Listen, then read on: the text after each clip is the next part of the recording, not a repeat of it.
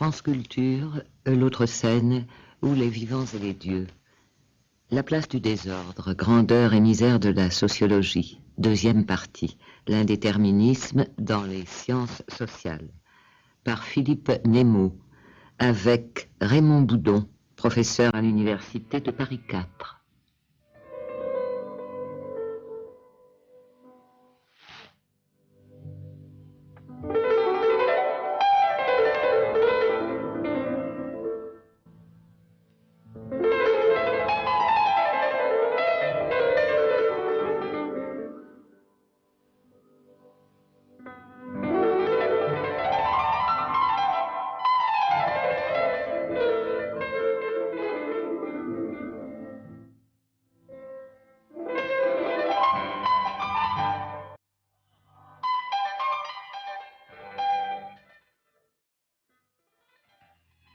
Bonsoir, nous sommes en direct ce soir de la Maison de la Radio avec Raymond Boudon pour la deuxième émission que nous consacrons à sa recherche et à son dernier livre, La place du désordre, critique des théories du changement social, paru aux presses universitaires de France dans la collection Sociologie qu'il dirige avec François Bourricot. Ce livre est un livre important qui s'inscrit en rupture avec les tendances de la sociologie de ces 30 dernières années, sociologie caractérisée par le grand nombre de théories du changement social qui apparaissaient dans différents pays européens et américains. Et ces théories, avons-nous dit dans la précédente émission, Raymond Boudon, étaient séduisantes à bien des égards. D'abord, l'esprit humain a besoin de théories pour comprendre le monde, pour diminuer un peu la complexité du monde, et spécialement du monde social, le plus complexe de tous peut-être. Et dans la mesure où elle fournissait des modèles déterministes, des modèles d'évolution, des modèles de changement, elle permettait, c'était leur principale séduction justement, une prévisibilité des événements sociaux et par conséquent aussi une capacité d'intervention dans les univers sociaux et indirectement elle fondait le pouvoir des sociologues à orienter ces changements, et celui des technocrates qui employaient ces sociologues, et celui des pouvoirs politiques qui employaient ces technocrates. Or, vous écrivez un livre qui est donc votre dernier livre, enfin qui est dans la continuité de ce que vous avez fait aussi auparavant, et vous contestez scientifiquement, pour des raisons scientifiques, pour des raisons de vérité, sinon globalement toutes ces théories, du moins ce qu'elles ont de commun, à savoir précisément leur prétention au déterminisme. Et c'est pourquoi, aujourd'hui spécialement, nous examinerons la question du déterminisme en elle-même. Vous ne condamnez pas l'idée du déterminisme, d'ailleurs c'est une question que nous aurons à discuter in fine, car que serait la science s'il n'y avait aucun déterminisme? Mais vous critiquez du moins l'idée du déterminisme telle qu'elle avait été exposée par ces théories, justement, un déterminisme global. Rappelons un petit peu tout de même, sans refaire la première émission, mais pour les auditeurs qui ne l'auraient pas entendu, rappelons ce que nous avons dit la dernière fois. Vous avez examiné la fois précédente ce que vous appelez les préjugés nomologiques, c'est-à-dire le préjugé selon lequel il existe des lois du changement. Est-ce que vous pouvez redire en deux mots de quoi il s'agit, avant que nous examinions d'autres préjugés qui sont communs entre toutes ces théories? Oui, vous l'avez dit, je pense qu'en effet, l'ambition principale de ces théories du changement, telles qu'elles se sont développées au cours de la période 1950-1980, a été effectivement de déterminer des lois du changement. Alors nous avons dit dans la première émission que ces lois du changement prennent différentes formes. Certaines de ces lois ont la forme de l'énoncé de tendance. L'histoire, l'évolution se dirigerait toujours dans telle ou telle direction. D'autres lois prennent la forme de lois conditionnelles, c'est-à-dire l'affirmation du type si A alors B, si telle chose se produit alors telle autre doit nécessairement se produire. Nous avions évoqué des exemples dans le domaine du développement. Si les marchés sont étroits, alors le développement ne peut pas se produire. D'autres lois prennent la forme de l'énoncé d'étapes. Si nous reprenons l'exemple du développement, le développement doit nécessairement, disent ces lois, suivre les étapes A, B, C, D, etc., etc. Eh bien, effectivement, lorsqu'on compare toutes ces prédictions ou toutes ces lois dans leurs différentes formes avec la réalité, on s'aperçoit que leur ambition à l'universalité est démentie par cette réalité. C'est-à-dire qu'il y a des cas très connus où le développement, par exemple, a été enclenché en dépit du fait qu'il y avait des marchés extrêmement étroits. Alors, vous avez tout à fait raison de dire que, à partir de ce moment-là, la question est posée, mais le problème n'est pas résolu. Je crois qu'il est tout à fait important de prendre conscience de l'échec de ces lois, de l'échec de ces prédictions, de s'interroger sur le pourquoi de ces prédictions, mais la réponse ne peut pas être simple. Effectivement, elle ne peut pas consister du tout dans un rejet dogmatique du déterminisme, sans lequel, vous l'avez dit, la science n'est pas possible. Alors, continuons, d'ailleurs conformément à votre propre démarche dans votre livre, continuons l'examen de ces théories, puisque vous les avez regroupées selon le type de préjugés, en quelque sorte, auxquels elles obéissent. Et après le préjugé nomologique, les lois de différents types que vous venez de citer, il y a ce que vous appelez le préjugé structuraliste. Ça, c'est un mot assez familier, enfin, à beaucoup d'oreilles, surtout en France. En effet, dans les années 1960, en France, par exemple, il y a eu des grandes théories structuralistes alors qu'est-ce qu'elle faisait, ces théories? Elle prétendait mettre en évidence un déterminisme par les structures. Qu'est-ce qu'il faut entendre par là? C'est ça. Un mot d'explication, si vous voulez, sur ce mot de structure qui a été extrêmement populaire, qui l'est moins aujourd'hui, certainement, et qui est certainement un mot très obscur. Mais en fait, derrière l'obscurité du mot, je crois qu'on peut distinguer un certain nombre de sens premiers, si l'on veut. Dans un premier sens, structure, ça veut dire type. Au fond, le mot structure est synonyme de type. Et type, ça veut dire un certain nombre de caractères qui vont ensemble. Alors, une première forme de structuralisme consiste à dire que toute société, que tout système social est caractérisé par un ensemble de traits, que ces traits ou ces caractères sont interdépendants, et que par conséquent, si l'un de ces traits se modifie, tous les autres doivent, à plus ou moins longue échéance, se modifier, ou à l'inverse, cela veut dire aussi que si on cherche à modifier un trait sans modifier les autres, cela est impossible. Vous voyez, en un premier sens, nous sommes dans nous avons là un mot qui est tout à fait synonyme de type, c'est l'idée que quand vous avez les yeux bleus, en général vous allez avoir les cheveux blonds, il est plus rare d'avoir une combinaison entre yeux bleus et cheveux bruns, etc. C'est cette idée très simple, au fond, que nous rencontrons dans la vie de tous les jours, qui est transposée à l'échelle des sociétés. L'idée que les sociétés sont des tout cohérents, des ensembles cohérents de caractéristiques. Alors, par exemple, la société féodale, la société capitaliste, la société indienne. Oui, alors par exemple, on a tiré l'idée qu'il y avait des types fondamentaux de société.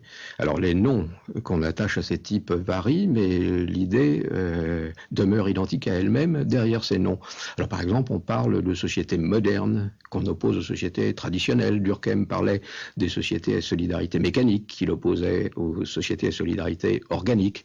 Le sociologue allemand Tönnies opposait les sociétés communauté aux sociétés, sociétés. Et bien derrière toutes ces dichotomie, derrière toutes ces oppositions, il y a l'idée, si nous prenons par exemple l'opposition société traditionnelle, société moderne, il y a l'idée qu'une société traditionnelle, c'est un ensemble cohérent de traits, et qu'une société moderne, c'est un ensemble cohérent de traits, et que les deux types sont opposés l'un à l'autre. Alors par exemple, les théoriciens de ces choses-là disent que dans une société traditionnelle, les rapports familiaux vont être plus autoritaires, le paternalisme va être plus développé, la famille va avoir tendance à être plus étendue que dans les sociétés modernes. La division du travail va avoir tendance à être moins développée, les activités économiques vont avoir tendance à être moins différenciées, la religion va avoir tendance à avoir plus de place, etc., etc. Et la société moderne, par opposition, c'est la même chose, sauf que tout est inversé. Alors, de cette représentation structurelle des sociétés, on a tiré l'idée, très souvent, que lorsque le changement se faisait, il devait avoir une forme radicale. C'est-à-dire qu'à partir du moment où quelque chose change dans une société, étant donné ce principe fondamental de la cohérence des systèmes sociaux, tout devrait, à plus ou moins longue échéance, changer. Alors, par exemple, pour l'opposition communauté-société, Gemeinschaft, Gesellschaft, il est de fait que quand on lit les ethnologues, on a quand même le sentiment que malgré l'extraordinaire foisonnement des expériences humaines que constituent ces sociétés, Lévi-Strauss le rappelait récemment dans son émission à la télévision, il y a en effet des traits structurels communs à ces sociétés primitives ou archaïques, précisément le rôle du religieux par exemple, la force du lien social. Vous parliez des relations de parenté, mais précisément le fait que la société tout entière est considérée comme une parenté, dont tous les membres sont les descendants d'un même ancêtre, et ils sont tous frères entre eux. Et ça, c'est une chose que l'on rencontre dans beaucoup de sociétés primitives. C'est ça, il y a naturellement une part de vérité dans cette opposition entre Gesellschaft et Gemeinschaft, société, communauté, il y a une part de vérité incontestable. Simplement, et c'est un thème sur lequel nous aurons sans doute l'occasion de revenir ultérieurement, ces outils conceptuels doivent être pris pour ce qu'ils sont, à savoir pour des outils conceptuels précisément. Et il faut toujours avoir conscience de la distance qui existe toujours entre ces outils conceptuels ou ces théories et la réalité. Alors j'ai développé ici, à propos du problème qui nous occupe maintenant, de l'opposition société traditionnelle, société moderne, un exemple relatif à l'Inde du Sud, dont vous vous souvenez peut-être. Oui, mais attendez, je vais redire le problème. Vous considérez donc une société de l'Inde, enfin un village, enfin un ensemble de villages plutôt de l'Inde du Sud, où apporte une innovation qui est l'irrigation.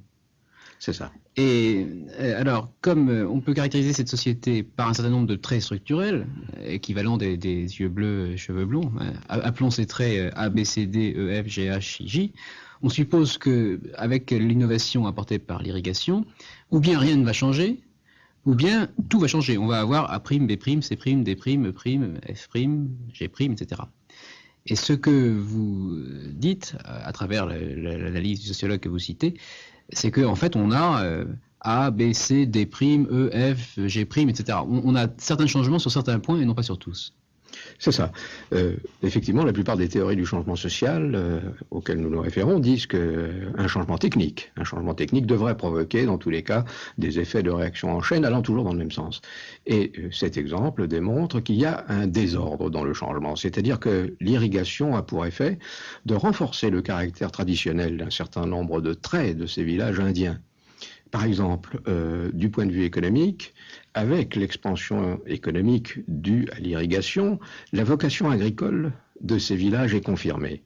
Autrefois, avant l'irrigation, ces villages avaient des activités de type primaire, mais aussi des activités de type secondaire et tertiaire.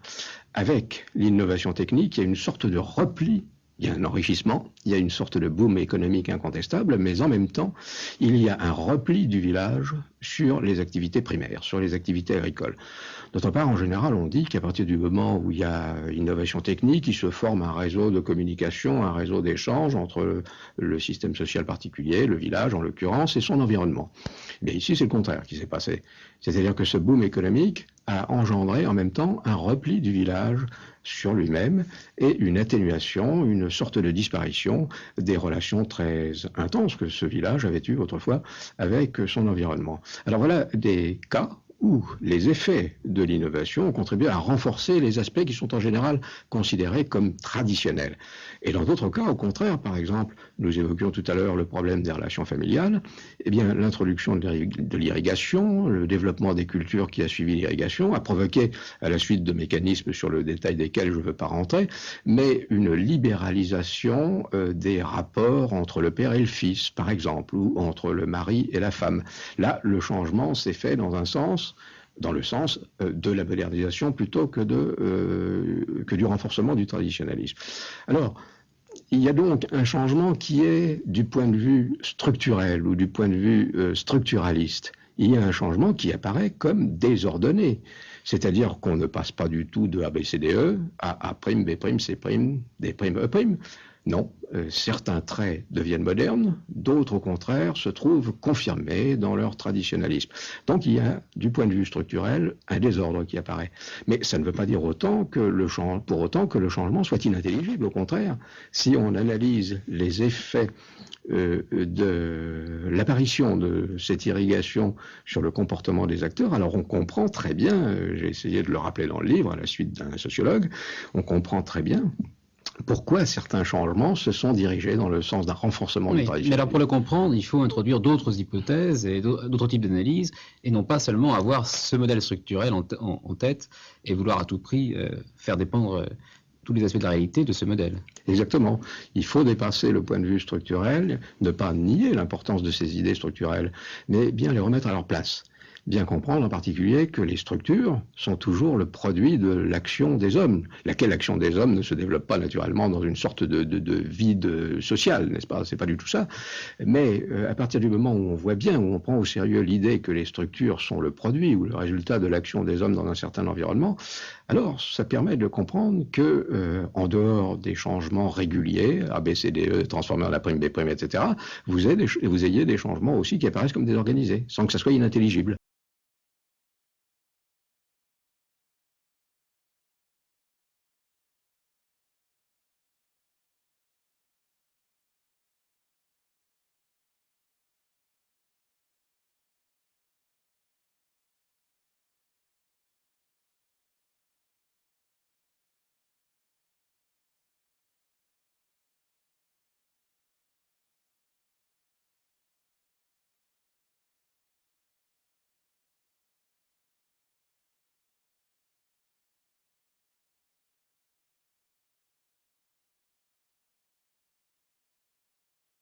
Nomologique, le préjugé structuraliste, vous examinez ce que vous appelez le préjugé ontologique, la quête du premier mobile, du primum mobile, du moteur qui ferait tourner cette histoire, et toujours dans un certain sens.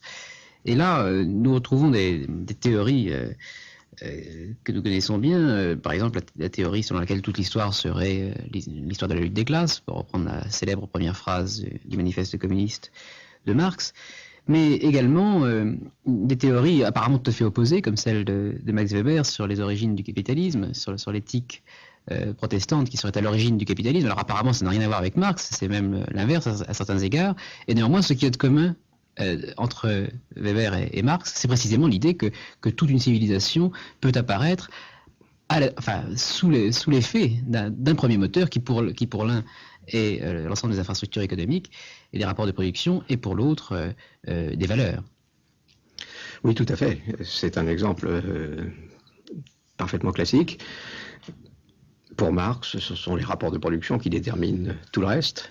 Et pour Weber, non, mais pour Weber tel qu'il est lu en général ou tel qu'il est interprété en général, ce sont les valeurs qui, du moins, dans l'épisode de la naissance du capitalisme, sont interprétées comme ayant le rôle de ce primum movens. Alors je précise que Marx croyait probablement à la réalité de son primum movens, tandis que chez Max Weber c'est plus compliqué. C'est plus compliqué. L'interprétation un petit peu simple qui en a été faite est naturellement dans une certaine mesure suggérée par son œuvre, mais il n'a pas eu à l'égard du primum movens une position aussi tranchée que celle de Marx. Néanmoins, je crois qu'il est tout à fait intéressant de voir que ce livre de Weber sur l'éthique protestante et l'esprit du capitalisme, ce fameux livre qui voudrait qu'une sorte de mutation culturelle soit à l'origine de ce changement économique fondamental qu'est l'apparition du capitalisme moderne, eh bien, ce livre c'est le plus populaire, mais ce n'est peut-être pas l'œuvre la meilleure de Max Weber. Et c'est intéressant parce qu'on voit à quel point, au niveau de la lecture des sociologues, les livres qui sont les plus chargés en réponse à des questions métaphysiques telles que celle-là sont ceux qui ont le plus de succès. Sont ceux qui ont le plus de succès, mais qui le plus durable. Le plus durable, mais qui ne sont pas nécessairement les plus fiables ou les plus valides. Alors racontez un peu cette éthique protestante. Quelle est la thèse de Weber? Ah bien, la thèse de Weber, elle est assez connue. Je crois que la motivation de Weber, lorsqu'il a écrit ce livre, est parfaitement intelligible. Il y avait toutes sortes de théories économiques qui l'expliquaient bien, qui nous expliquent, qui nous disent pourquoi le capitalisme a évolué, n'est-ce pas? Mais il y a un certain nombre de choses qui l'avaient frappé, un certain nombre de faits qui l'avaient frappé et qui ne sont pas expliqués par ces théories économiques. Et notamment, le fait qui a attiré son attention en premier lieu, c'est le rôle tout à fait incontestable, compris les protestants et surtout les calvinistes, dans le développement du capitalisme. Alors là, il y a des faits qu'on peut citer. On sait très bien non seulement que les États modernes, les plus développés économiquement, sont souvent des États protestants, mais on sait aussi qu'au XVIe siècle, les élites capitalistes, les élites économiques du XVIe siècle sont très souvent protestantes et très souvent calvinistes. Alors le point de départ de Weber est donc tout à fait clair. Ce sont des faits qui ne sont pas expliqués par les théories économiques habituelles. À partir de cela, Weber échafaude une théorie qui est relativement compliquée, mais dans sa forme simple, l'idée est que les protestants et les calvinistes, croyant au dogme de la prédestination, recherchent ici-bas les signes de leur élection dans le ciel, dans l'au-delà. Et que par conséquent, ils recherchent le succès économique et ils interprètent le succès économique comme un signe de cette élection, comme un signe de la présence de la grâce divine. Voilà quelle est grosso modo la thèse. Ces gens-là... Alors que les catholiques? Alors que dans la tradition catholique, il y a au contraire cette idée que les activités de ce monde sont des activités impures et qu'on glorifie surtout Dieu par la prière et par la piété, tandis qu'avec le calvinisme, vous avez cette idée que la piété est intérieure et qu'on peut aussi bien glorifier Dieu en faisant bien ses affaires dans ce monde. Voilà grosso modo quelle est l'idée. C'est l'idée qu'il y avait un certain nombre de choses, dont surtout le dogme de la prédestination, qui invitait ceux qui nourrissaient des croyances de ce type à rechercher l'efficacité, rechercher le succès, à rechercher l'investissement plutôt que la consommation, etc., etc. Voilà, grosso modo, la présentation un peu simple de la thèse de Max Weber. Plus une certaine austérité de la morale calviniste qui, effectivement, prédispose à économiser plutôt qu'à dépenser. Enfin. C'est ça, c'est l'idée également. Il y a également dans le calvinisme cette idée de l'ascétisme intramondain, comme disait Weber, qui effectivement pousse plutôt à l'investissement qu'à la consommation. Alors, dans ce cas, c'est une doctrine religieuse qui est le primum movens, le premier mobile, et qui va pousser tous ces hommes à innover, à se dépenser, et de proche en proche, alors, on va voir apparaître l'économie capitaliste et le monde moderne.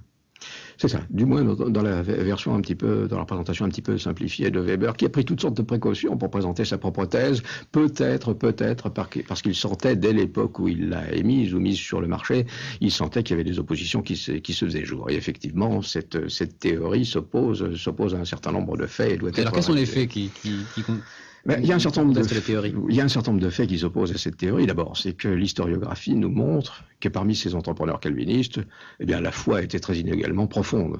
Il y en a qui étaient des calvinistes tout à fait convaincus et profonds, puis il y en avait d'autres qui avaient plutôt un calvinisme de circonstance. Bon, c'est un fait qui ne colle pas très bien avec la théorie de Weber. Il y a également le fait qu'en matière d'ascèse, plusieurs de ces calvinistes ne se gênent pas pour constituer de superbes collections de tableaux, et Dieu sait qu'il y en avait de superbes à l'époque, c'est-à-dire que beaucoup de ces calvinistes ont un comportement de consommation... quasiment de cardinaux romains. Tout à fait. Et puis alors, il y a des faits qui avaient déjà été mentionnés par Zombart, par exemple, un collègue de Weber, c'est qu'il y a beaucoup de ces entrepreneurs du XVIe siècle très actifs qui sont soit juifs, soit catholiques. Et ça n'est pas ils n'apparaissent pas. Non, ça n'est pas du tout une exception.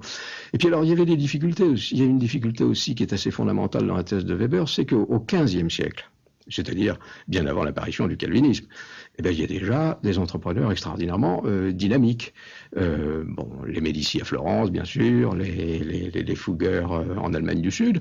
Il y avait beaucoup de ces entrepreneurs qui avaient et ces entreprises n'étaient pas des entreprises modestes, au contraire, c'était des entreprises à vaste ramification avec des aspects commerciaux, financiers, de production et même des aspects de politique sociale.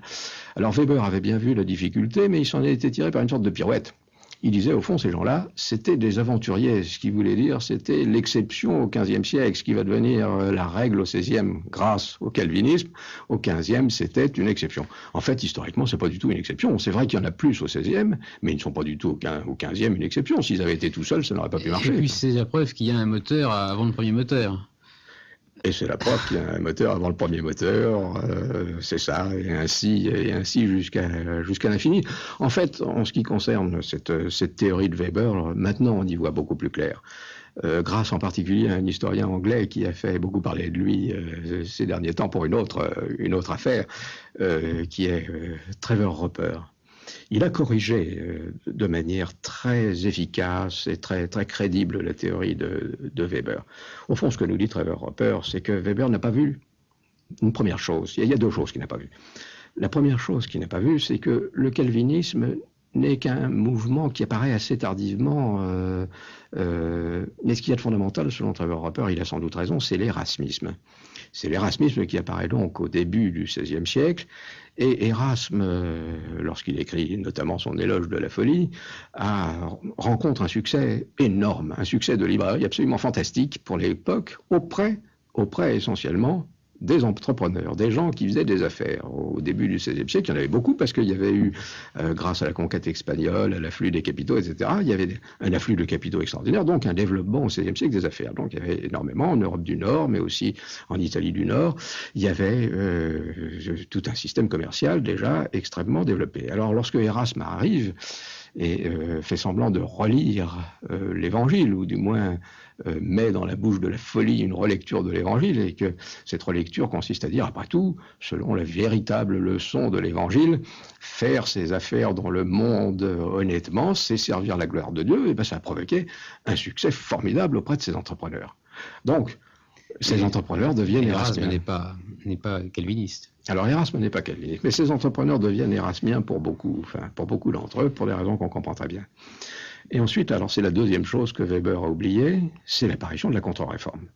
Après les valses hésitations du catholicisme, à un certain moment, le catholicisme décide de porter un coup d'arrêt au développement du protestantisme, et c'est donc le développement de la contre-réforme.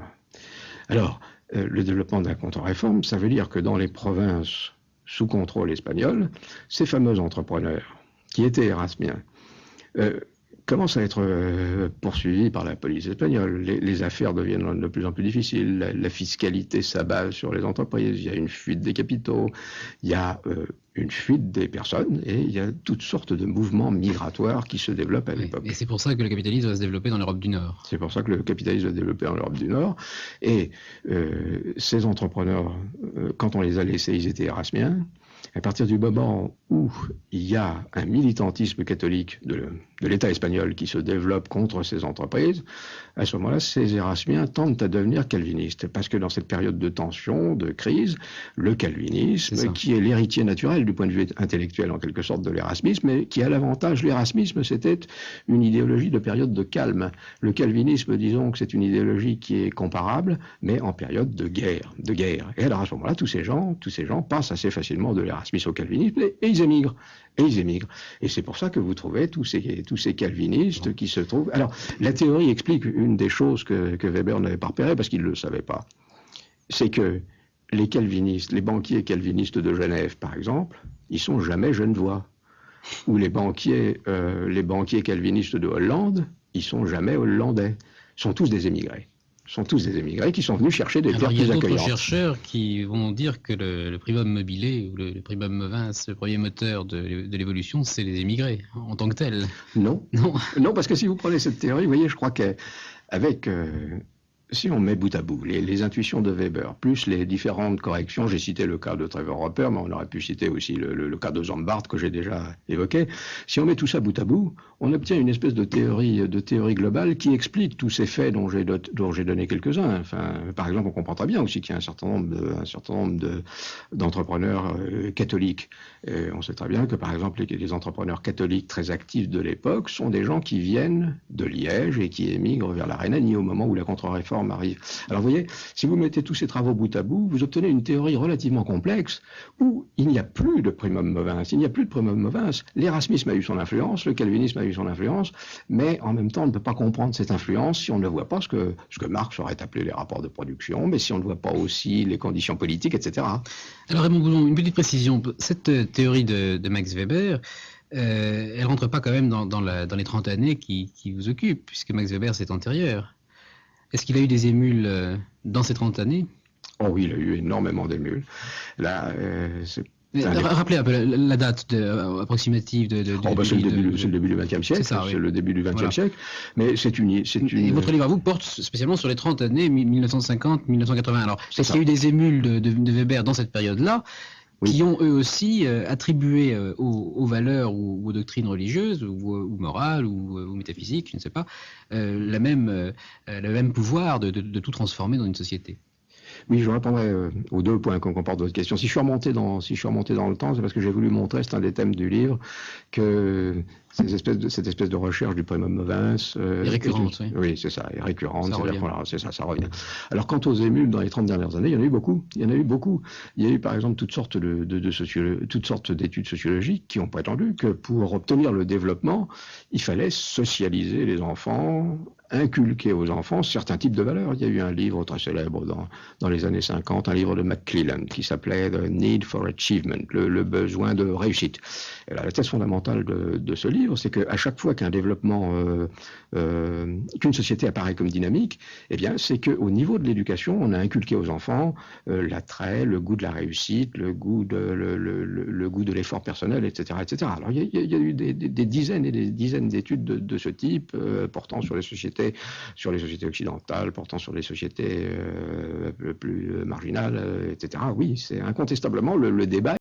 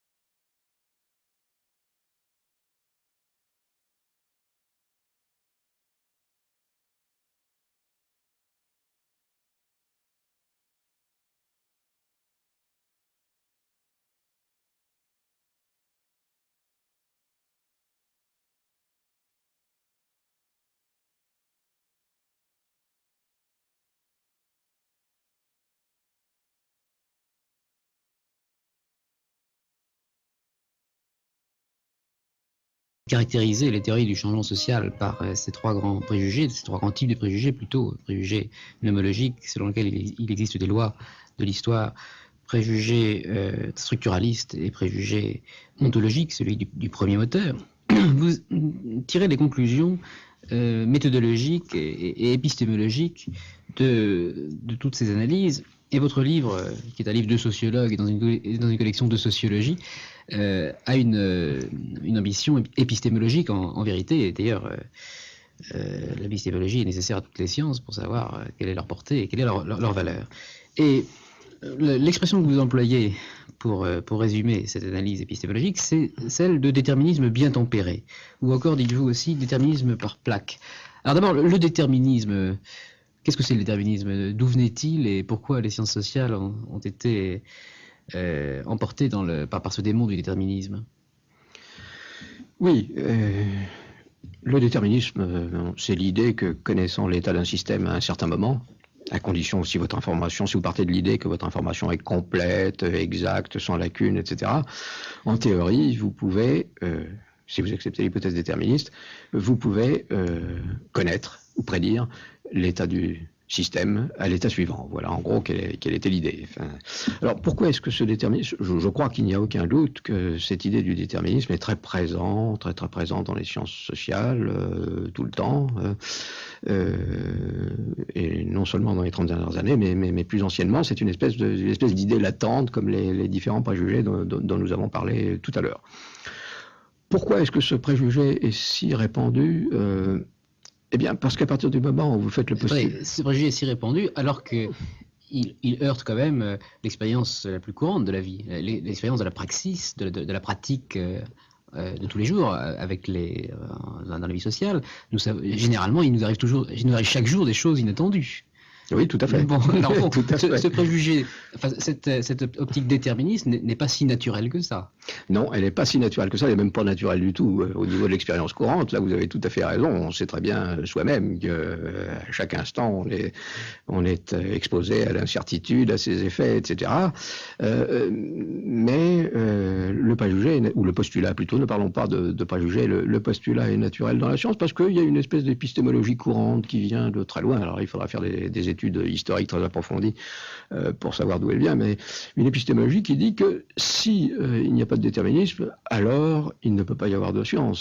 Si il y a des trous dans le déterminisme, alors quel rôle le savant peut-il se jouer? Il peut simplement s'incliner devant l'incertitude. Et aucun savant ne sait rien de plus que n'importe qui. Voilà, c'est ça. À partir du moment où vous renoncez, où vous érodez, vous laissez le postulat du déterminisme se grignoter, c'est clair que ça érode aussi le pouvoir et les certitudes du savant, notamment ses capacités de prévision. Parce que la capacité de prévision, lorsque vous croyez à la capacité de prévision de la discipline dans laquelle vous travaillez, eh bien, pour croire à cette capacité de prévision, il faut bien que vous croyez au déterminisme. Sinon, il n'y a pas de prévision possible sans déterminisme. Et il n'y a pas non plus, nous l'avons déjà dit, d'action possible sans prévision. Enfin, je veux dire, d'action technique possible sans prévision. Absolument. Puisque la technique, c'est précisément la démarche qui... Absolument. C'est dans ce sens que si le déterminisme n'est pas naturel en général, il est naturel à l'intérieur du rôle du savant ou du rôle du technicien. Oui, alors ceci dit, je vais vous poser cette question parce que dans toute l'histoire de la culture, avant cette période que vous analysez entre 1950 et 1980, il y avait quand même eu beaucoup d'hommes qui ont eu des savoirs sur les choses sociales, par exemple Aristote ou saint Thomas, et ces gens n'étaient pas déterministes justement, c'est-à-dire qu'ils considéraient que le monde était, enfin qu'il y avait du contingent dans le monde, du hasard, et ils ont construit des sciences qui prétendaient être telles, et qui intégraient cette dimension de contingence. Par exemple, la morale d'Aristote est une science, elle se présente comme telle, et elle prétend dire ce qu'il faut faire pour arriver au bonheur. Pour cela, il faut cultiver des vertus, et les vertus, justement, c'est pas ce qui vous garantit que vous allez réussir votre action, mais c'est ce qui vous donne la garantie d'une optimisation de votre action, par exemple, sans aucune certitude quant à sa réussite. Et depuis lors, il y a eu l'émergence de la science mécaniciste au temps moderne, et le modèle de l'horloge, où il y a, alors pour le coup, plus aucune incertitude. Et c'est un petit peu sous l'influence de ces sciences mécanicistes que les chercheurs du social ont essayé de trouver la même chose dans la société que ce que les physiciens, par exemple, avaient trouvé dans la nature. Oui, je suis tout à fait d'accord avec cette analyse. Je rajouterai simplement une note de bas de page, si vous voulez. Vous citiez Aristote, et c'est vrai que le social a été pensé par toutes sortes de gens sans que le postulat du déterminisme absolu aille avec.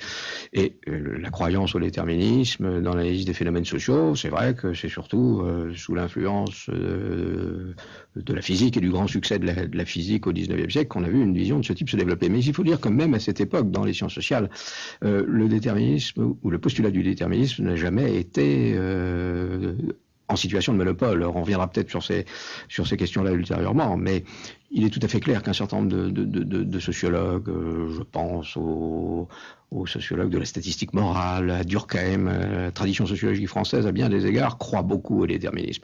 En revanche, si on prend la sociologie allemande, parce qu'elle est beaucoup plus proche de l'histoire et beaucoup moins proche de la physique que ne l'est la sociologie française, dans la sociologie allemande, à propos de la sociologie allemande, on pourrait faire des remarques très voisines de celles que vous faisiez à propos d'Aristote ou de saint Thomas. Alors pour montrer en quelque sorte, enfin pour tempérer le déterminisme, vous examinez plusieurs points, dont d'abord un point qui concerne la théorie des jeux, enfin l'idée qu'il y a des situations fermées dans lesquelles, oui, il y a un déterminisme, mais il y a en revanche des situations ouvertes, alors vous allez me dire lesquelles, qu'on peut formaliser dans la théorie des jeux, dans lesquelles au contraire il y a une ambiguïté, une indétermination, une vraie liberté des acteurs et par conséquent une imprévisibilité totale pour l'analyste. Oui, ce cas est tout à fait intéressant parce que la théorie des jeux, c'est un des exemples, une des parties, un des rares secteurs des sciences sociales qui obéissent au canon des sciences dures, disons. C'est la théorie des jeux. Parce qu'elle est très mathématisée. Oui, c'est ça, est une discipline qui apparaît comme complètement mathématisée. Bien, si on réfléchit un tout petit peu aux différentes situations, en effet, que décrit la théorie des jeux, prenons un exemple très simple, celui des jeux de coopération.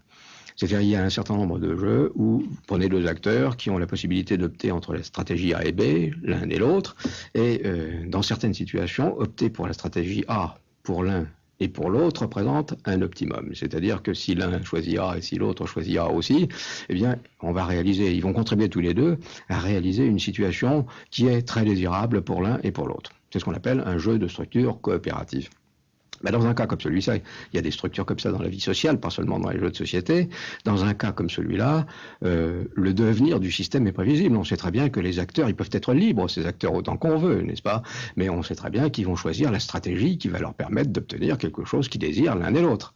En revanche, alors vous avez d'autres situations qui sont bien connues, des théoriciens des jeux, qui sont des situations où, prenons le cas encore, vous avez deux acteurs, pour prendre le cas plus simple, chacun ayant une stratégie 1 et une stratégie 2, eh bien, il peut très bien se faire que les deux stratégies des deux aient chacune des avantages et des inconvénients sans qu'il soit très facile de trancher. Enfin, il y a des situations qui structurellement sont comme ça. Alors, dans ce cas-là, on est dans un système qui est très difficilement prévisible. Il y a une structure qui est très fameuse, qui est par exemple la structure dite du jeu du poulet, enfin, qui est illustrée par un exemple concret dans un film de James Dean. Vous savez, c'est ce fameux épisode où c'est un jeu qui était joué en Californie, un jeu un peu sinistre d'ailleurs, qui était joué en Californie dans les années 50, où deux voitures étaient censées se lancer l'une contre l'autre à cheval sur une ligne jaune, oui, à toute vitesse. Et celui qui gagnait, et c'était celui qui ne sortait pas de la ligne jaune.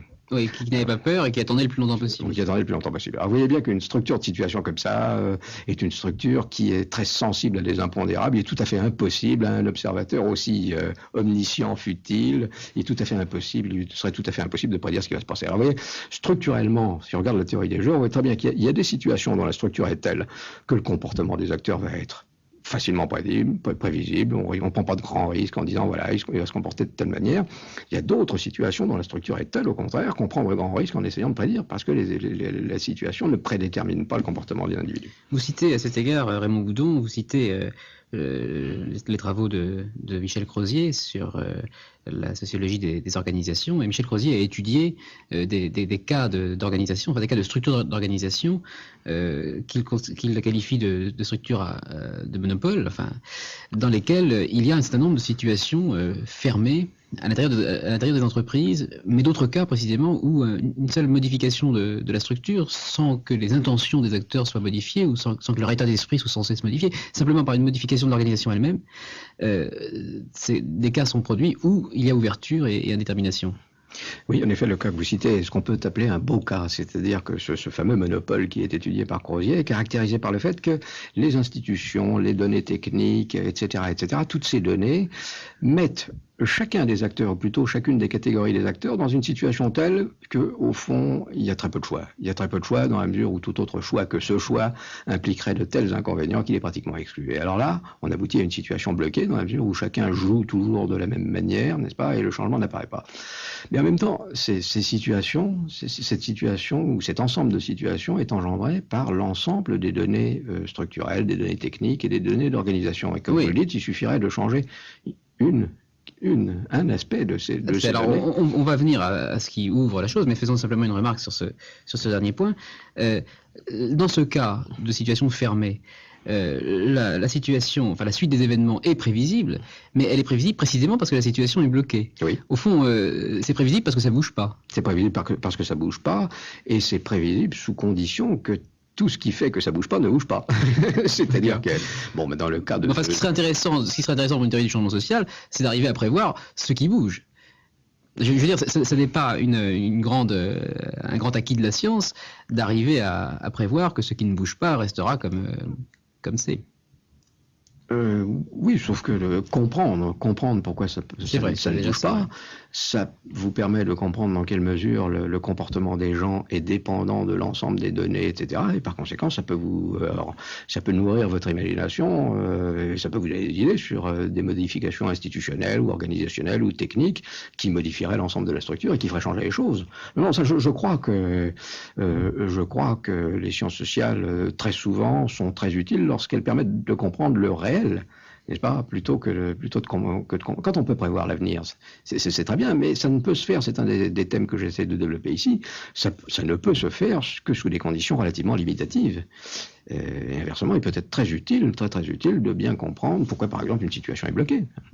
Oui, mais donc ce que vous dites, c'est que comme le blocage lui-même dépend d'un très grand nombre d'éléments, au fond, il peut très bien se faire que l'un d'entre eux change et qui bouleverse toute la situation. Vous faites allusion dans votre livre à l'analyse de Crozier, donc qui porte sur une usine. Enfin, c'est une histoire un peu compliquée où il y a un organigramme, un directeur d'usine, un directeur adjoint, un ingénieur, et puis des équipes d'ouvriers, et puis une équipe d'entretien aussi, oui, qui rechigne à réparer les machines au rythme que souhaiteraient les différents ateliers.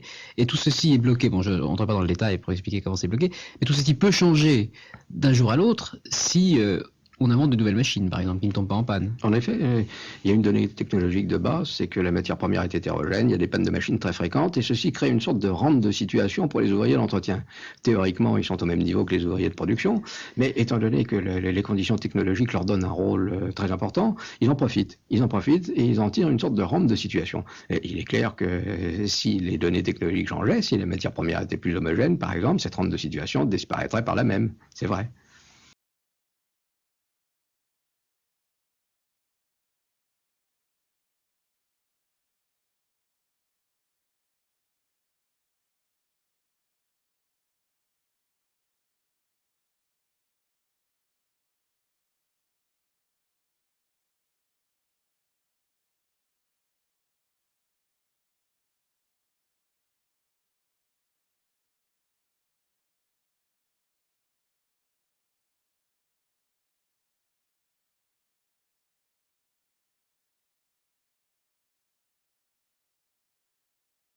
Donc, un cas, enfin, un problème très passionnant qui est celui de l'innovation, ce qu'on appelle l'innovation. Est-ce que l'innovation est prévisible? Et est-ce que le fait même de supposer que l'innovation puisse être prévisible n'aboutit pas à une contradiction dans les termes? Parce que finalement, ce qu'on appelle l'innovation, c'est précisément ce que personne n'avait prévu et qui bouleverse tout le paysage. Vous avez parlé à l'instant d'une innovation technologique qui pourrait débloquer la situation de l'usine analysée par Crozier, mais cette innovation technologique, elle tient à l'idée géniale d'un inventeur peut-être, et cette idée géniale, personne n'a pu la prévoir. D'ailleurs, si on pouvait la prévoir, on l'aurait eu avant, enfin en quelque sorte. Si on pouvait prévoir qu'une invention scientifique, par exemple, surviendrait l'année prochaine.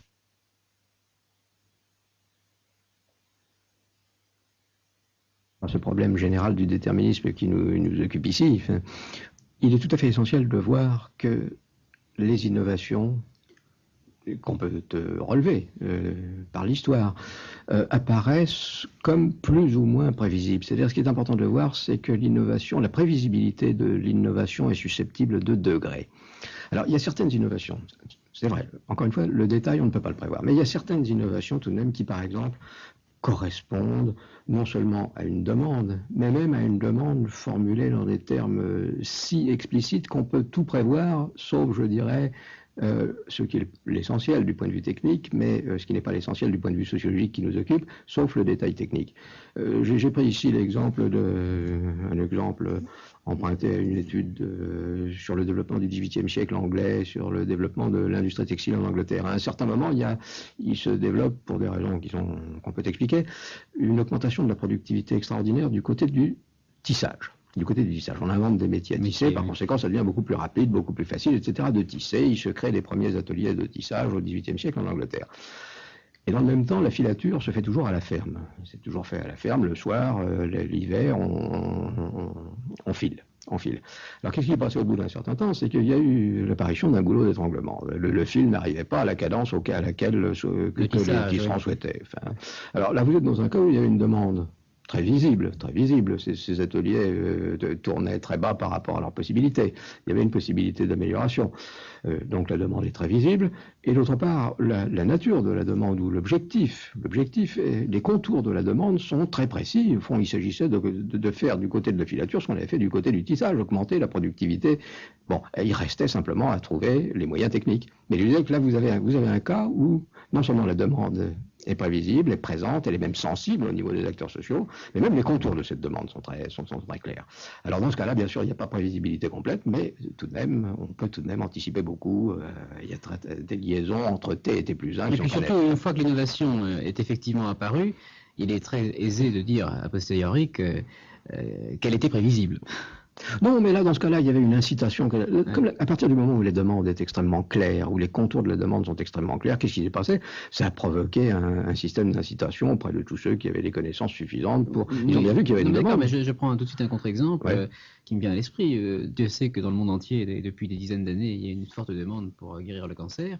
Et on attend toujours l'innovation, enfin il y a une sorte de progrès partiel, mais on attend toujours la grande découverte. Oui, bien sûr. Il ne faut pas nier les difficultés techniques, ça c'est tout à fait évident. Bon, en tout cas, admettons que dans ce cas, il y ait prévisibilité de l'innovation. Vous évoquez un autre cas, Raymond Boudon, qui est celui de l'introduction de la charrue à soc métallique. Oui, alors c'est un deuxième cas qui est intéressant parce qu'il est assez différent du premier. Je crois que vraiment, le point, c'est de bien voir c'est cette histoire des degrés de prévisibilité de l'innovation. Oui, dans le cas de la charrue à soc métallique, c'est également une innovation qui a vraiment bouleversé les choses, provoqué des réactions en chaîne extraordinaires au cours du Moyen-Âge. Alors là, le chemin est tout à fait différent. Il n'y avait pas véritablement de demande. Là, il n'y avait pas véritablement de demande. On a plutôt affaire ici au schéma mutation-sélection. Le soc métallique a été importé en Europe à un certain moment, et il a été adopté assez rapidement dans les endroits où il pouvait être adopté. C'est-à-dire que le soc métallique suppose un certain nombre de conditions sociales. Une charrue à soc métallique est très lourde à tirer, par conséquent il faut des bœufs en bonne santé, puis il en faut beaucoup. Donc par exemple, il faut une certaine densité de population pour que cette innovation ait des chances d'être adoptée. Alors c'est ce qui s'est passé, mais là... Parce que les paysans se mettaient à plusieurs pour tracter plusieurs bœufs. C'est ça. Alors, mettez les bœufs appartenant à plusieurs d'entre eux, pardon, c'est ça. Alors, pour arriver à avoir la force animale nécessaire. C'est ça. Alors ils ne pouvaient le faire naturellement que dans des régions ayant un minimum de densité de population. Et c'est dans ces régions que la charrue à soc métallique a été rapidement adoptée. Mais là, il y a un cas très différent du précédent. Là, il n'y a pas eu de demande. L'apparition du soc métallique, c'est pas la réponse à une demande. Non, c'est quelque chose qui émerge ou qui surgit en quelque sorte de l'extérieur. Et donc certains se disent, d'abord je peux l'utiliser. Deuxièmement, c'est très rentable, etc. Par conséquent, je l'utilise. C'est un cas de figure très différent du premier. Et vous dites que c'est un cas donc comparable au fond un petit peu à l'évolution biologique par mutation due au hasard, suivie d'une adaptation quand la mutation a précisément une valeur adaptative. C'est ça, il y a un changement qui s'est produit qui en lui-même était très difficilement prévisible, enfin qui n'est pas produit par le système lui-même, qui vient de l'extérieur, mais qui, une fois qu'il est rentré dans le système, provoque des comportements d'adaptation qui finalement changent le comportement de toutes sortes de gens et au total a modifié le visage dans son ensemble de l'agriculture européenne. Et est-ce qu'on peut, à défaut de pouvoir prévoir cette innovation donc qui n'arrive que par hasard, est-ce qu'on peut au moins prévoir qu'elle sera adaptée ou non au milieu? Je veux dire, on pourrait faire de l'expérience mentale, du genre, si une telle innovation survenait maintenant dans tel contexte, alors elle serait immédiatement adaptée. Oui, dans le cas présent, je dirais que c'est toujours plus facile de faire de la rétrospection, mais on pouvait tout de même voir assez facilement que ces charrues à soc métallique étaient lourdes à traîner. On pouvait voir facilement que elles étaient consommatrices d'énergie animale. On pouvait voir d'autre part qu'elles sont surtout utiles en terre humide, pas tellement en terre sèche. Enfin, toutes ces choses pouvaient être assez facilement déduites, oui. Alors, il y a un type d'innovation qui est un peu particulier. C'est l'innovation purement intellectuelle, la théorie. Par exemple, Einstein faisant l'hypothèse de la relativité pour expliquer ce qui n'était pas explicable dans le cadre de la physique newtonienne. Est-ce que ce type bon, alors des chercheurs de cette période, par exemple, je pense à Michel Foucault, qui avait parlé de socle épistémique, pour montrer que l'histoire des sciences était une histoire discontinue. Cette discontinuité des théories, qui est une vraie discontinuité, comme l'a montré également Thomas Kuhn dans son livre fameux sur la structure des révolutions scientifiques. Lorsqu'une théorie scientifique nouvelle survient, il est fréquent qu'on puisse reformuler les anciennes théories dans les termes de la nouvelle théorie, de telle façon que les anciennes paraissent un cas particulier des nouvelles. Mais néanmoins, il faut que les anciennes théories soient effectivement reformulées dans le terme des nouvelles théories, parce que en réalité, il y a discontinuité, incompatibilité logique entre les systèmes de concepts. Donc, il y a un inventeur qui arrive avec un nouveau schéma d'explication, une nouvelle grille d'interprétation. Alors, est-ce que ce surgissement presque prophétique peut être prévu, ou est-ce que des gens parmi tous les théoriciens que vous avez, sur lesquels vous avez fait porter votre enquête, est-ce que certains ont essayé ou imaginé qu'on pourrait prévoir cela aussi, enfin l'inventivité scientifique? Oui, là aussi, je crois qu'il faudrait introduire la notion de degré, c'est-à-dire qu'il faudrait voir encore de quel type d'invention intellectuelle il s'agit ou d'invention scientifique il s'agit. Je suis persuadé que là aussi, la distinction entre des degrés de prévisibilité est une idée qui est tout à fait fondamentale. Il y a certainement à un bout de la chaîne des choses qui sont presque des fruits mûrs et qu'il suffit de se contenter de cueillir, n'est-ce pas? C'est pour ça, le sociologue des sciences Merton a beaucoup insisté sur le fait que les découvertes scientifiques, même quelquefois les découvertes scientifiques importantes, sont simultanées. Il y a souvent souvent plusieurs personnes qui, à différents endroits de la planète, découvrent la même chose. Eh bien, pourquoi? Parce que il y avait un certain nombre de conditions qui préparaient cette découverte. Bon, ceci dit, il ne faut pas nier non plus qu'à l'autre extrémité de la chaîne, il y a aussi des découvertes qui sont très imprévisibles ou très difficilement prévisibles, qui sont naturellement intelligibles a posteriori. On comprend, n'est-ce pas, que l'attention de tel ou tel chercheur était orientée dans telle ou telle direction, mais dans certains cas, il y a cet aspect d'authentique discontinuité. Alors, à ceci, je voudrais ajouter 2 remarques. La première, c'est que lorsqu'on regarde l'histoire à l'envers, lorsqu'on fait de l'histoire, on a tendance à rationaliser un tout petit peu les choses par rapport à la réalité historique. Alors, j'ai cité l'exemple de la manière dont la théorie des nombres est, par exemple, souvent racontée. On présente ça, la découverte des nombres successifs, des catégories de nombres successifs, nombres irrationnels, nombres imaginaires, nombres négatifs d'abord, nombres fractionnaires, nombres imaginaires, etc., comme une espèce de processus qui obéirait à une nécessité interne. Si vous ne pouvez pas résoudre les équations sans les nombres, certaines équations, par exemple l'équation 2 divisé par 4 égale combien, vous ne pouvez pas la résoudre si vous n'avez pas la notion de nombre fractionnaire. Alors certains disent, vous voyez, cette notion de nombre fractionnaire, c'était une espèce de nécessité inscrite dans la nature des choses. Et vous voyez très bien le genre de présentation qu'on peut faire de ces choses. Alors je crois qu'il y a toujours un décalage entre cette présentation rétrospective qui introduit beaucoup plus de logique, de nécessité, et la réalité où il y a moins de logique et moins de nécessité. Puis la deuxième chose que je voudrais dire, c'est que vous parlez de ces innovations explosions, disons, ou de ces innovations ruptures. Dans le domaine de la science, et elles existent incontestablement, ce qu'il faut ajouter, c'est qu'on a des processus très similaires au niveau des idéologies, par exemple. C'est-à-dire qu'il y a, dans les idéologies politiques, il y a là aussi des choses qui sont relativement prévisibles, et puis il y a de véritables constructions qui apparaissent comme des ruptures, comme des changements si considérables qu'on est obligé de les prendre comme des innovations au sens fort. Alors prenons tout de suite, Raymond Bouton, un exemple assez spectaculaire. Le communisme domine une grande partie de la planète. Ce n'est pas une théorie qui soit préformée, semble-t-il, dans les cultures des pays, des grands pays communistes comme la Russie, l'Union soviétique ou la Chine. Donc on va pas dire, il est difficile de dire que c'est un processus endogène qui, dans chacun de ces 2 grands pays, a abouti au marxisme. Et quand on remonte à la trace les événements, on arrive effectivement à un grand penseur qui est Marx, et puis à un homme qui est un grand homme d'action et aussi un intellectuel qui est Lénine. Alors par exemple, il y a eu cette cristallisation de la doctrine marxiste-léniniste qui a eu tous les effets historiques que nous savons. Alors dans ce cas-là, l'innovation, d'où vient-elle? Je crois que là, il y a authentiquement une innovation. Je ne dirais pas que je me prononcerai pas sur le fait de savoir si le marxisme est une doctrine scientifique ou non, je ne crois pas, mais je crois que c'est une doctrine, mais une doctrine d'une singulière originalité, et n'est pas la seule d'ailleurs. Je crois qu'à la même époque, il y avait un contemporain de Marx qui était aussi génial que lui, aussi original. Il est né 2 ans plus tard, je crois. Simplement, comme son nom n'a pas donné lieu à... Il n'y a pas d'État qui se recommande de lui, il n'a pas la même vogue, mais c'est Spencer. Spencer a fait une synthèse... C'est l'auteur du déclin d'Occident. Non, Spencer, Herbert Spencer, qui avant Darwin invente les principes fondamentaux du darwinisme, qui est l'auteur des théories de l'évolution, etc.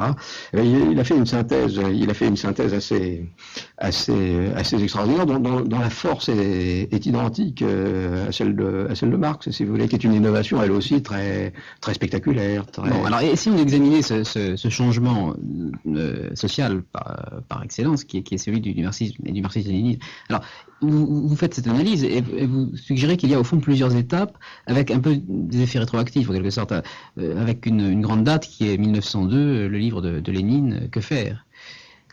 Oui, c'est ça, le parti léniniste, vous savez, je crois que c'est dans la revue américaine Science, on avait fait, l'étude à laquelle je me reporte date de quelques années, et on avait essayé de faire un inventaire des grandes découvertes en matière de sciences sociales, comme on avait fait une opération identique à propos des sciences de la nature. Et dans les très grandes découvertes des sciences sociales, je vois encore cette page ou cette liste de cette prestigieuse revue américaine. Eh bien, dans cette liste de grandes découvertes, il y avait le parti au sens de Lénine, qui effectivement est une innovation. C'est comme une découverte ou comme comme une innovation, parce que qui dit découverte dit... Disons innovation, le mot est sans doute plus propre, car Lénine fonctionnait dans les cadres du mouvement social-démocrate européen. Il y avait le grand modèle prestigieux de la social-démocratie allemande. Lénine définit la social-démocratie russe de manière tout à fait originale, avec des principes qui n'avaient pas le terme reste le même, mais avec des principes qui n'avaient pas grand-chose à voir avec les principes habituels des social-démocrates. Là, il y a aussi une véritable innovation politique. C'est ça, Raymond Boudon, rappelons ces principes. C'est que les ouvriers sont spontanément trade unionistes, enfin spontanément syndicalistes, ils cherchent plutôt à améliorer au jour le jour leurs conditions plutôt qu'à faire la révolution. Et par conséquent, la révolution devra venir de l'extérieur. La révolution devra venir de l'extérieur, elle devra être organisée par un parti très efficace, très structuré, très discipliné, très militarisé, clandestin et professionnel. Capable de rentrer dans la clandestinité, professionnelle, etc., etc. Absolument. Et alors, ce parti, ces professionnels disposent de ce dont les ouvriers ne disposent pas spontanément, à savoir d'une théorie révolutionnaire vraie. Et alors des professionnels formés en corps et spécialisés dans la théorie, ça ressemble beaucoup à une église finalement, puisque les clergés c'est un petit peu ça, enfin peut-être une petite analogie. Et c'est à partir du moment où le Parti communiste est formé en tant que tel qu'apparaît la doctrine marxiste-léniniste dans ce que peut avoir de rigide et où on se met à attribuer aux deux fondateurs, Marx et Engels, un rôle de premier plan et à les distinguer complètement des autres premiers socialistes comme Fourier, Proudhon, etc., qui sont au contraire condamnés comme des doctrinaires dangereux, enfin par rapport à la seule vérité. Alors là, il y a une sorte d'effet de cristallisation. Tout à fait, d'effet de cristallisation, d'effet de rétroaction. Là, c'est un très bon exemple qui montre la complexité des liaisons de cause à effet. Effectivement, on part du marxisme. Marx aurait pu avoir le statut de Spencer, dont nous parlions tout à l'heure, mais avec l'apparition de cette autre innovation qui est assez radicale par rapport à Marx, qui est le parti léniniste, effectivement, se forme, comme vous le dites très bien, une église d'un type spécial, avec un retour avec la constitution d'un certain nombre de textes de Marx, pas n'importe lesquels, d'un certain nombre de textes de Marx en vulgate, etc., etc. Et donc le processus que nous connaissons bien, donc une relecture de Marx, une réinterprétation de Marx, et c'est à ce moment-là qu'on voit apparaître ce qu'on peut appeler le marxisme vulgaire, qui est par bien des aspects très différent de ce que Marx lui-même avait dit, qui avait hésité sur beaucoup de sujets, qui s'était contredit sur beaucoup de sujets également. On pourrait peut-être même suggérer que Lénine, certains l'ont fait, je me souviens de mon professeur Jean Beaufret qui disait ça assez souvent même, qu'au fond c'était Lénine qui avait fait le marxisme, c'est ce que disait Beaufret, et à la limite, si Lénine, fondant le parti selon le modèle que nous venons de dire, avait choisi de le fonder sur Spencer ou sur Proudhon ou sur Fourier, on aurait eu un fourriérisme-léninisme ou un proudhonisme-léninisme. Probablement. Probablement. Là, vous avez des rapports compliqués entre des idéologies qui apparaissent d'abord de manière diffuse et puis qui ensuite sont reprises au niveau... On prenait tout à l'heure le cas d'Erasme et du calvinisme, c'est un petit peu la même chose. Dans le calvinisme, vous avez une reprise d'un certain nombre d'idées forces, d'idées fondamentales qui se trouvaient chez Erasme, mais Erasme n'a pas donné lieu à une église. C'était une idéologie diffuse, c'était une pensée qui se présentait sur le mode de la morale, disons.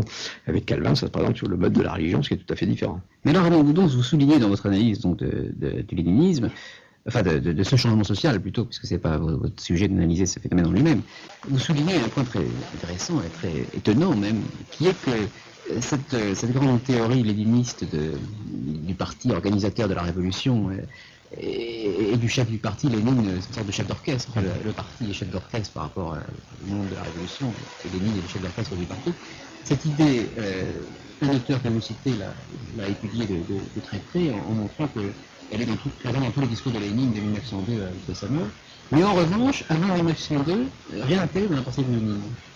Oui, j'ai utilisé cet exemple pour illustrer ce que j'appelle l'effet Cournot, c'est-à-dire l'apparition des choses très importantes se passent dans les processus historiques qui sont dus à des rencontres contingentes. Effectivement, lorsqu'en 1902, Lénine écrit que faire, il a une représentation sur laquelle le parti doit être le guide de la classe ouvrière, laquelle doit obéir, laquelle doit être organisée, etc., etc. Mais Ce qui est intéressant, c'est que quelques années auparavant, il écrivait l'inverse, c'est-à-dire que le parti, en 1895, devait être pour Lénine, devait être à l'écoute des masses, comme nous disons aujourd'hui, devait suivre les masses, devait être inspiré par les masses, se laisser porter par elles. Et en 1895, Lénine développe l'idée d'une sorte de spontanéité des masses, idée qui condamnera de façon tout à fait forte quelques années après. Alors la question est pourquoi? La question est pourquoi? Je crois que c'est une bonne illustration de la contingence. Pourquoi? C'est tout simplement qu'en 1895, au moment où Lénine interprète, donne au parti un rôle subordonné, eh bien, à ce moment-là, nous sommes dans une période de haute conjoncture du point de vue économique et aussi du point de vue des grèves. La Russie de 1895 est un pays d'abord en pleine expansion économique, qui a un taux de croissance foudroyant, que les historiens ont bien étudié, et très souvent, pas toujours, mais très souvent, lorsque ces booms économiques se produisent, eh bien, elles s'accompagnent d'une grande agitation sociale. C'est effectivement ce qui s'est passé en 1895, il y a des grèves partout en Russie. Puis, en 1898-99, apparaît une période de dépression, la croissance s'arrête, le chômage s'installe, les usines se vident, et comme les syndicats et les individus n'avaient pas eu suffisamment de temps pour accumuler des ressources au niveau collectif, au niveau individuel, et bien dans cette nouvelle conjoncture, qu'est-ce qui se passe?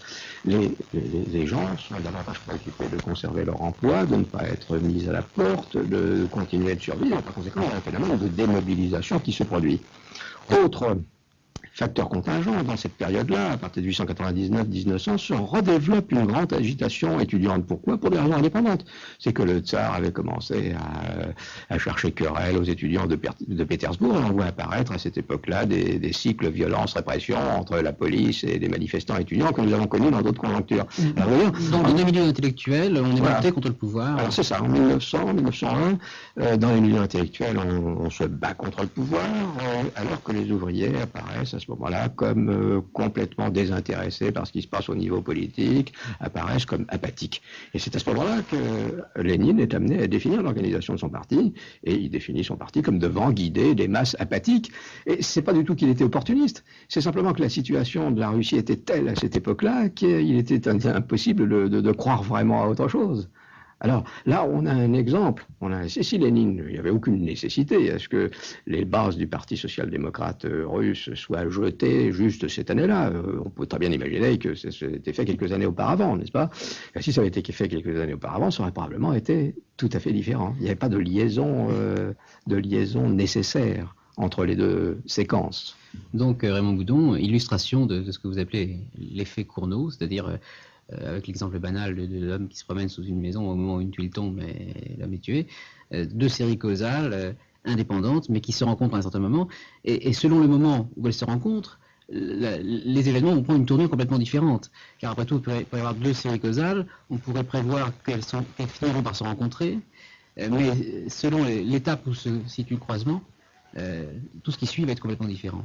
Or ça, c'est vraiment le hasard. Il n'y a pas de déterminisme là. C'est vraiment le hasard, et c'est en même temps, ce n'est pas une définition vide du hasard. Ce n'est pas très souvent on donne du hasard une définition négative. Il y a hasard, on ne sait pas pourquoi telle chose se produit. Là, le génie de Cournot, Cournot a eu au niveau des idées, je crois, un trait de génie.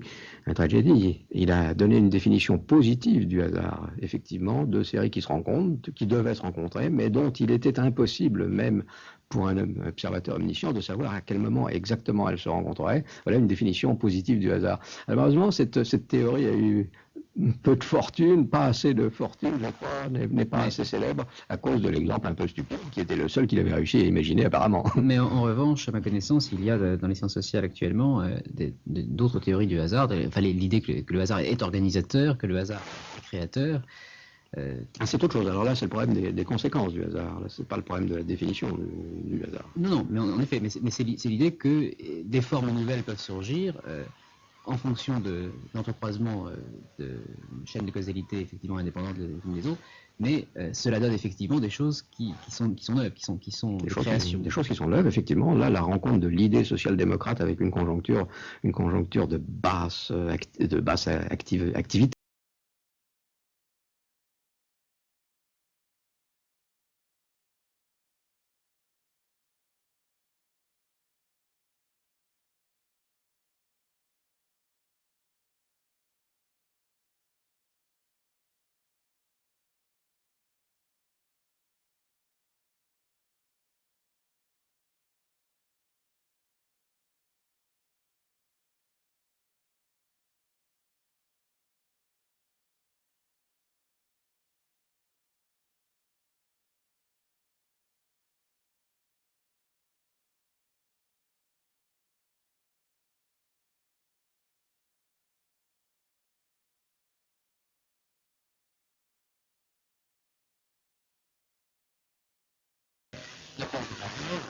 Vous êtes amené à construire un concept un peu complexe peut-être, qui est celui du déterminisme bien tempéré. Enfin, c'est pas non plus le scepticisme, c'est l'idée qu'il y a des plaques de déterminisme.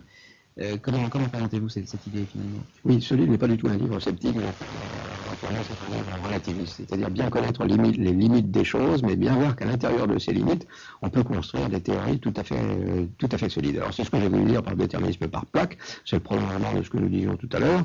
À partir du moment où on voit bien que tout ce qui se passe dans la société résulte de l'action des individus, il y a un certain nombre de conséquences qui en découlent, en particulier le fait que ces individus sont dans certaines situations, sont dans des situations ouvertes, dans des situations ambiguës, et que par conséquent, dans ce cas-là, il y a imprévisibilité. C'est ce que je voulais dire. Donc certains de ces processus, les processus qu'on est amenés à analyser, peuvent être considérés comme déterminés, comme prévisibles de T en T+1, mais il est indispensable pour la connaissance de savoir qu'on peut rencontrer des situations où une telle prévision n'est pas possible. Bon, alors, on pourra se repérer dans les différents cas de figure, en quelque sorte, par ce que vous appelez l'individualisme méthodologique. C'est une option, ça, l'individualisme méthodologique. Enfin, d'où vient le terme? C'est une option. Il vient des sciences sociales, je dirais de façon un peu anonyme, des sciences sociales austro-allemandes de la fin du 19e siècle, en ce sens qu'à cette époque-là, il y a toutes sortes de gens, à la fois chez les sociologues et chez les économistes, qui suivent ce principe avant qu'il ne soit nommé, car il a été nommé officiellement un peu par Weber, surtout par Popper et par Hayek, mais il existe avant, au niveau de l'idée. Et l'idée, c'est tout simplement, c'est une théorie de l'explication. C'est que pour expliquer quoi que ce soit, quelque phénomène social que ce soit, quelle que soit son échelle, quelle que soit sa dimension, quelle que soit sa forme, qu'il s'agisse d'expliquer une distribution statistique ou un événement ou tout ce que vous voulez, eh bien, expliquer ce quelque chose, quel qu'il soit, c'est toujours essayer de remonter aux actions qui en sont la cause, et par conséquent expliquer ces actions. Aux actions des individus. Des individus. Car c'est toujours les individus qui agissent. C'est ça, autrement, on tombe dans des sens métaphoriques du mot action. À partir du moment où on parle d'action de classe, le mot action n'a pas, par exemple, le mot action n'a pas le même sens que lorsqu'on parle d'action individuelle. C'est simplement au niveau des individus que le mot action a un sens rigoureux, ou alors au niveau de collectivité dotée d'un pouvoir de décision collective, comme par exemple un gouvernement. Explicitement, c'est ça. Ceci dit, le chef du gouvernement représente le gouvernement, mais est-ce que une société est-ce qu'on peut supposer qu'une société fait une action? Oui, alors c'est là qu'on aboutit à les glissements dangereux. Enfin, voilà. Si on suppose que la société est capable d'activité, de sentiments, il y a tout un vocabulaire dans la sociologie de façon significative. On parle de conscience collective, de conscience de classe, mais il y a tout un vocabulaire psychologique qui est transposé presque immédiatement à des collectivités très différentes des collectivités organisées du type gouvernement, etc. Et c'est une tentation permanente de la sociologie. Est-ce qu'il n'y a pas une sorte là de rémanence de l'esprit animiste, oui. De la même manière que les Grecs anciens prêtaient à la foudre une intention, c'est d'être envoyé par Zeus? Quand on dit que la société est juste ou injuste, ou que la société est active ou sans doute déprimée. Sans doute il y a une personnification, pour peut-être pas parler d'animisme, mais il y a une personnification. De pensée magique, de pensée non scientifique. Pensée non scientifique ou pré-scientifique, dans la mesure où la science ne commence qu'à partir du moment où on prend conscience du caractère très métaphorique d'expression de ce type. Alors, deux questions pour finir cette seconde émission. Est-ce que parler des limites du déterminisme, ça ne revient pas à parler des limites de la science elle-même? Parce que finalement, il semble qu'on puisse identifier la science précisément à la mise en évidence de relations permanentes et universelles entre des phénomènes, c'est-à-dire à des lois. Alors, une science qui ne serait pas une science de loi, est-ce que c'est encore une science? D'abord, je crois que la science, elle se définit plutôt par ses procédures que par ses postulats. Enfin, qu'est-ce que c'est qu'un travail scientifique? C'est un travail qui est contrôlé par un certain nombre de règles, par un certain nombre de procédures. Et je crois que le déterminisme n'est pas un postulat indispensable à la science. Au contraire, il me semble tout à fait évident que pour comprendre de manière méthodique un certain nombre de choses, on en a parlé tout à l'heure, il est indispensable de comprendre qu'il n'y a pas de déterminisme. Je vous parlais tout à l'heure de ces propriétaires japonais qui avaient de bonnes raisons à la fois d'innover et de ne pas innover. Eh bien, pour comprendre ce qui s'est passé, il faut comprendre qu'il y avait de bonnes raisons de faire l'un ou l'autre. Et par conséquent, de comprendre que la situation ne les forçait à rien. À partir du moment où vous introduisez le postulat du déterminisme à ce niveau-là, vous êtes sûr d'une chose, c'est que vous n'allez plus comprendre la réalité, vous allez la perturber, vous allez la brutaliser, et par conséquent, vous n'allez plus la comprendre telle qu'elle est. Alors oui, cet exemple est très simple, démontre que autant il faut reconnaître le déterminisme là où il est, autant comprendre. Je crois que le but de l'action, c'est tout de même de comprendre. Comprendre implique quelquefois qu'on voit bien qu'il n'y a pas déterminisme, qu'il y ait bien effet Cournot, ou qu'il y a bien contingence, ou rencontre de série causale indépendante, ou innovation imprévisible, etc., etc. Et sur le fond des choses, nous pourrions encore poursuivre cette discussion méthodologique, mais bon, ça sera une autre émission alors. Mais je voudrais vous poser quand même une autre question sur le fond même des choses, puisque tout ce travail a été consacré à des théories qui avaient quand même espéré montrer des directions de l'évolution, enfin des directions des changements sociaux. Est-ce que du fait qu'il n'y a pas d'économie, l'avenir est totalement ouvert? Enfin, est-ce que finalement il n'y a pas des évolutions quand même? Et est-ce que si on refuse de mettre en évidence certains mécanismes, certaines évolutions mécaniques, je veux dire, prévisibles, est-ce qu'on ne tombe pas dans... est-ce que la société ne change pas finalement? Est-ce qu'elle ne tombe pas dans l'éternel retour? Avant de répondre à une question, je voudrais faire un point, n'est-ce pas? Je ne voudrais pas donner une impression trop négative sur ces théories du changement social. J'ai démontré que beaucoup étaient fausses, mais elles ne sont pas du tout inutiles ou inintéressantes scientifiquement. Simplement, on leur donne souvent un statut logique qui n'est pas le leur. C'est-à-dire que quelquefois, on prend pour une théorie stricto sensu réaliste ce qui est un modèle. Alors tout mon livre consiste à essayer de remettre les choses à leur place. C'est pas du tout un livre sceptique, encore une fois. C'est au contraire un acte de confiance dans la science sociologique. Mais cet acte de confiance suppose qu'on voit bien les limites, par exemple, des théories évolutionnistes. Je crois qu'en fait, sauf pour les grosses choses, les énormes choses, disons, pour faire bref, les tendances lourdes dont parlent les économistes et encore, je crois qu'il faut bien se mettre dans la tête que l'avenir est tout de même très très largement imprévisible. Il suffit pour s'en rendre compte, vous savez, de regarder un catalogue des erreurs de prévision qui étaient commises. Par exemple, il y a un dictionnaire allemand. On les fait rarement, ces choses-là. Un dictionnaire allemand qui, en 1898, dit à propos de l'automobile, engin condamné par la communauté scientifique qui n'a aucun espoir de développement. Je vous remercie, Raymond Boudon. C'était l'autre scène où les vivants et les dieux, la place du désordre, grandeur et misère de la sociologie, deuxième partie, l'indéterminisme dans les sciences sociales, par Philippe Nemo, avec Raymond Boudon, professeur à l'université de Paris 4. Je rappelle que le livre de Raymond Boudon, La place du désordre, est paru aux presses universitaires de France. Et j'ajoute qu'à la technique, il y avait Jean Priso Moutongo et Yvan Tarlet, réalisation Annie Wojciechowska.